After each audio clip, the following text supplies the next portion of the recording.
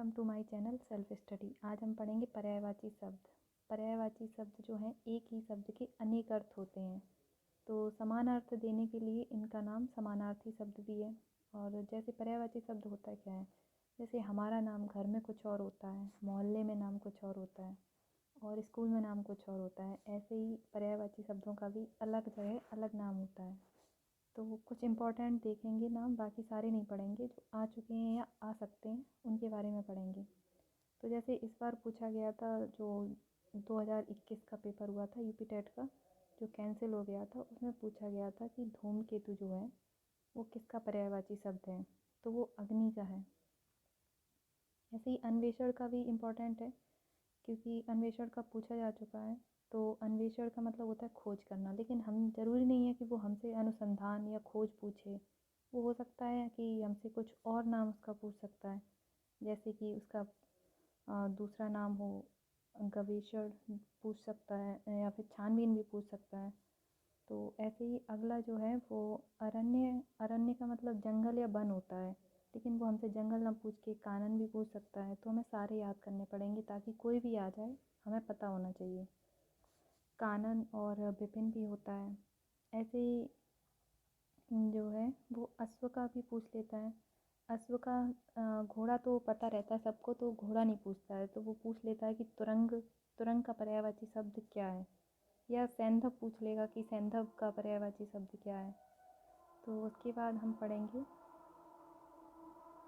जैसे लोचन पूछा जा चुका है, चक्षु पूछा जा चुका है। अच्छी।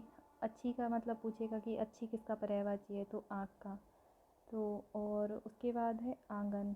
आंगन तो सब लोग जानते हैं कि आंगन बोलते हैं। प्रांगण तो संस्कृत में भी बोलते हैं, प्रांगण। लेकिन अजिरा नाम थोड़ा अलग लगता है, तो हमें ये ध्यान रखना होगा, जो अलग नाम है वो हमें ज़्यादा दिमाग में रखने होंगे, क्योंकि अलग नाम भी पूछ लेता है तो फिर वहाँ कन्फ्यूज़न होता है पेपर में बैठने पे कि इसका क्या हो सकता है। तो अजिरा है आंगन, आंगन का। और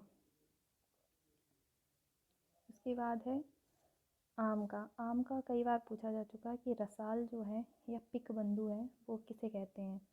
तो ज़्यादातर जैसे माइंड वहाँ बैठता है कि पिक बंधु, पिक मतलब कोयल होता है, तो कोयल पक्षी अच्छी तो नहीं है कोई, लेकिन इसमें पक्षी नहीं है। पिक बंधु है, आम्र है, रसाल है, अति सौरभ है, ये सारे जो हैं आम की पर्यायवाची शब्द हैं। इसके बाद हम देखते हैं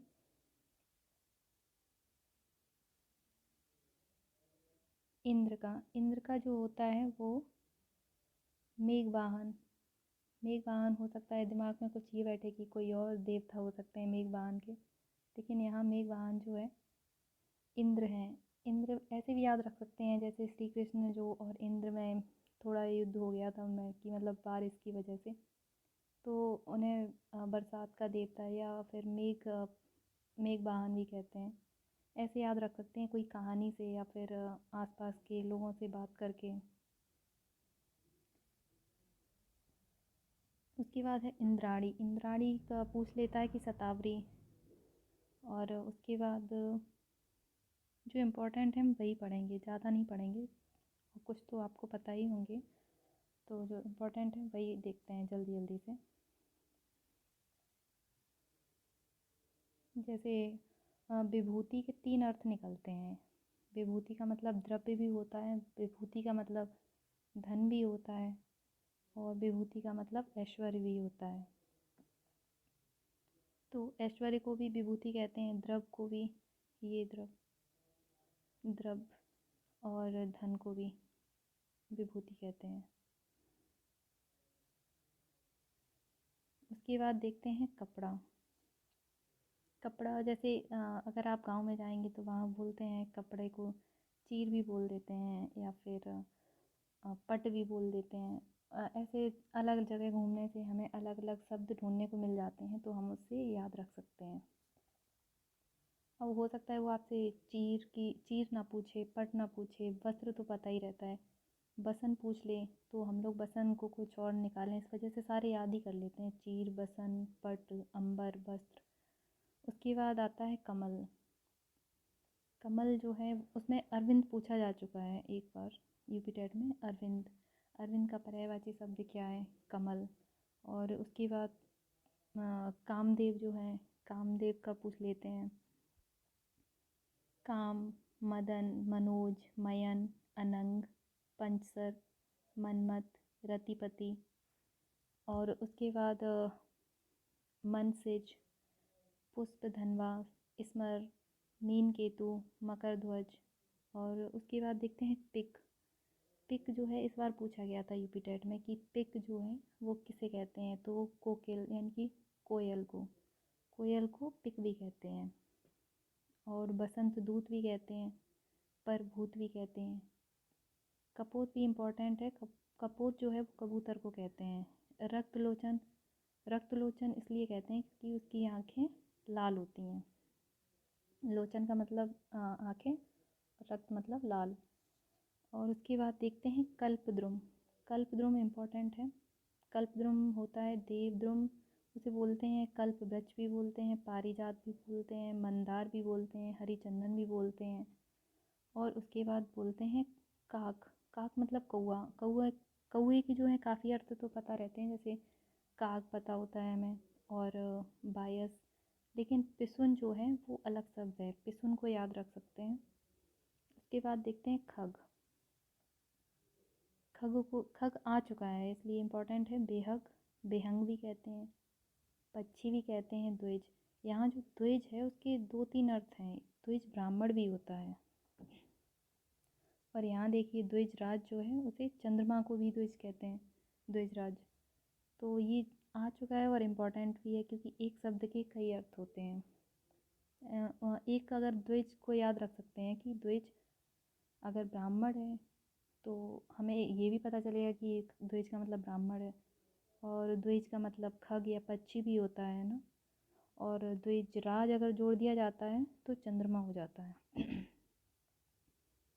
इसके बाद देखते हैं गजबदन जो है वो पैट में आ चुका है। गजबदन किसे कहते हैं, तो ये गणेश का पर्यायवाची है। गजबदन, गजानन, लंबोदर ये तो पता ही होते हैं। गजानन, लंबोदर, एकदंत, भवानी नंदन, वक्रतुंड। उसके बाद आता है गधा। गधा खर पूछ लेता है कि खर किसे कहते हैं, तो उस टाइम खर याद नहीं रहता है कि गधे को कहते हैं। और कुछ पर्यायवाची शब्द भी जुड़े रहते हैं पर्यायवाची शब्द में। संस्कृत के शब्द जो हैं पर्यायवाची शब्द में जुड़ जाते हैं, जैसे गर्दभ बोलते हैं संस्कृत में। अब किसी को अगर बैसाख नंदन बोलेंगे तो वो नहीं समझ पाएगा कि गधा का है, लेकिन अगर उसने पढ़ रखा होगा तो वो ज़रूर समझ जाएगा और हो सकता है आपको भी 2-4 सुना दे। उसके बाद देखते हैं चंद्रमा। चंद्रमा को कहते हैं द्विजराज। सोम भी कहते हैं, सुधांशु भी कहते हैं, राकापति भी कहते हैं, विधु भी कहते हैं, मयंक भी कहते हैं, सुधाकर भी कहते हैं। और उसके बाद निशाकर, शशि, राकेश, हिमकर, कलाधर, इंदु, मृगांक। ये इम्पोर्टेंट है शब्द मृगांक। मृगांक को कुछ और शब्द भी ले सकते हैं। मृग हम लोग सोच लेते हैं कि कहीं मृग से जुड़ा हुआ कोई और शब्द तो नहीं है। उसके बाद देखते हैं चंद्रमा सॉरी चंद्रिका। चंद्रिका का इम्पोर्टेंट शब्द जो है वो है ज्योत्सना। और उसके बाद देखते हैं चांदी का। चांदी को कहते हैं रजत, सौद, रूपा, रूपक, रौप्य, चंद्रहास। उसके बाद देखते हैं चोटी। चोटी में सानू इम्पोर्टेंट है। उसके बाद देखते हैं झंडा। झंडे को ध्वजा भी कहते हैं, पताका भी कहते हैं, केतु भी कहते हैं। पहले जब कोई राजा जीत के आता था तो कहते थे पताका फहरा दिया उसने, तो पताका का मतलब झंडा। उसके बाद इस बार आया था बामन जो है यूपी टेट में आ चुका है। इस बार जो कैंसिल हुआ था 2021 में, उसमें पूछा था कि बामन जो है वो किसे कहते हैं। तो बामन जो है वो बौने इंसान को बामन, या कोई छोटा हो, पर ऐसे भी याद रख सकते हैं कि बामन जो भगवान थे वो भी छोटे ही थे, तो बामन से ऐसे भी रख सकते हैं कि बामन मतलब छोटा होता है। और उसके बाद देखते हैं तालाब का। तालाब का कई बार पूछा जा चुका है, जैसे सर, सरोवर, पुष्कर, जलाशय, तड़ाग। तो तड़ाग जो है शब्द इम्पोर्टेंट है। पद्माकर, हृद, सरसी। उसके बाद आता है तोता। तोता का कीर, सुआ, शुक्र तो उसे कहते हैं, संस्कृत में कहते हैं शुक्र कहते हैं। और कीर, सुआ, सुआ ज़्यादातर गाँव में वैसे सुना था मैंने, सुआ और सुग्गा भी बोलते हैं। रक्ततुंड इसलिए बोलते हैं क्योंकि रक्त मतलब लाल और तुंड मतलब उसकी चोंच, जो चोंच उसकी होती है वो लाल होती है, इसलिए रक्ततुंड बोलते हैं। और दाड़िम प्रिय, दाड़िम वैसे अनार अनार होता है और अनार ऐसे प्रिय होता है, इसलिए ऐसे याद रख सकते हैं। उसके बाद ये थोड़ा अलग सा नाम है, थाती, तो उसे जमा पूंजी भी कहते हैं, धरोहर भी कहते हैं, अमानत भी कहते हैं, ऐसे याद रख सकते हैं। उसके बाद देखते हैं दांत का। जो दांत है वो उसे द्विज कहते हैं। आगे पहले हम बता चुके हैं कि द्विज जो है वो ब्राह्मण को भी कहते हैं, और द्विज दांत को भी कहते हैं, और द्विज राज जो है वो चंद्रमा को कहते हैं। और दिन जो है, दिन, वासर, दिन और दिवा, दिवस, ये तो हम लोग को पता रहते डेली के शब्द हैं, लेकिन वासर जो है वो अलग शब्द है, तो उसे केवल अलग शब्द को याद रखेंगे।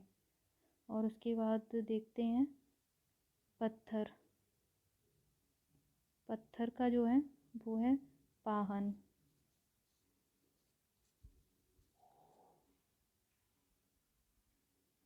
पाहन के बाद देखते हैं पक्षी।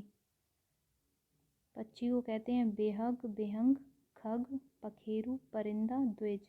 यहाँ द्विज फिर से वही शब्द आ गया, द्विज ब्राह्मण को भी कहते हैं, पक्षी को भी कहते हैं, खग और पतंग। यहाँ पतंग कोई और शब्द नहीं है, यहाँ पतंग का मतलब है पक्षी। उसके बाद देखते हैं बंदर का।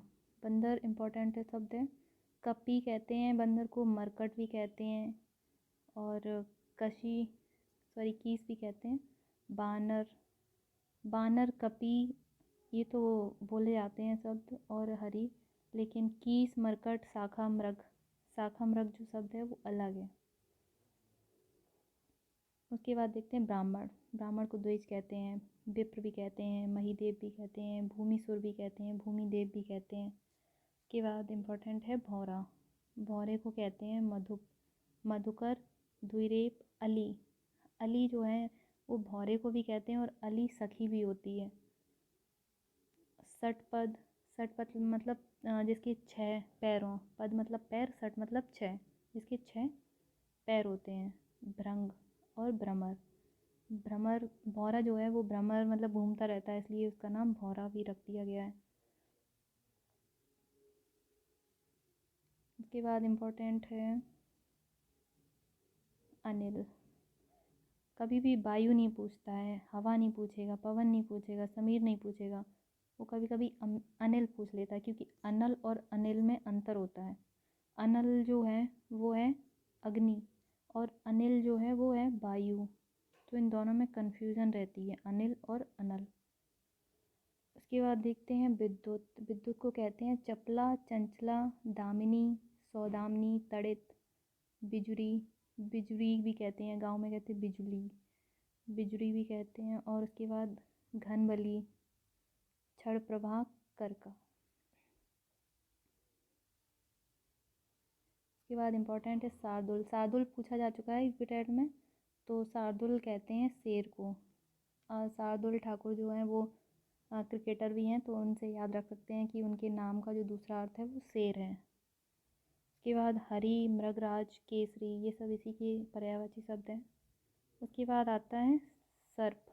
सर्प में अही कई बार पूछा जा चुका है, भुजंग पूछा जा चुका है, ब्याल। ब्याल को कई कई बार जल्दी में देखते हैं तो ब्याग ब्याग दिखता है, जो बाघ भी समझ लेते हैं। और सारंग, सारंग पूछा जा चुका है, जो कि सर्प का पर्यायवाची शब्द है।